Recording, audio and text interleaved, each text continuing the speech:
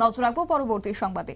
DYFI এবং DYF Kailashahar মহকুমা committee পাশাপাশি কুমারঘাট মহকুমা কমিটির যৌথ উদ্যোগে আগামী 28 এপ্রিল ঊনকোটি জেলার জেলা শাসক দিলীপ কুমার চাকমার নিকট 3 দফা দাবিতে একটা ডেপুটেশন প্রদান করবে বলে 26 এপ্রিল শনিবার দুপুরে কৈলাসহরের দলীয় অফিসে এক সাংবাদিক সম্মেলন করে তারা জানিয়েছে, যেখানে উপস্থিত ছিলেন যুব নেতা বিশু দাস, একই সঙ্গে সুরমান আলী, রাহাত চৌধুরী, বাসুদেব ভট্টাচার্য, জয়দেব পাল এবং মোহন দেববর্মা। কি রয়েছে তাদের বক্তব্যে শুনুন।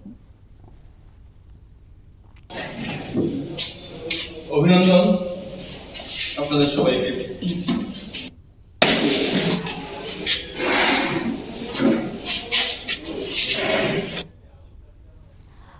বাসুদেব, কার্যত আজকের এই বিষয়কে কেন্দ্র করে বাসুদেব ভট্টাচার্য তিনি বক্তব্য রেখেছেন এবং তারা জানিয়েছেন যে ঊনকোটি জেলার বিভিন্ন প্রান্ত থেকে দলীয় কর্মী সমর্থকরা সেদিন আসবে। আগামী 28 এপ্রিল তারা ডেপুটেশন প্রদান করবে এবং একই সঙ্গে ডেপুটেশন দেওয়ার পূর্বে দলীয় কর্মী সমর্থকরা চিরাকুটি এলাকায় মিলিত হয়ে চিরাকুটি এলাকা থেকে প্রায় 3 কিলোমিটার দূরে অবস্থিত ঊনকোটি জেলা শাসকের অফিসে পায়ে হেঁটে গিয়ে ডেপুটেশনে মিলিত হবেন।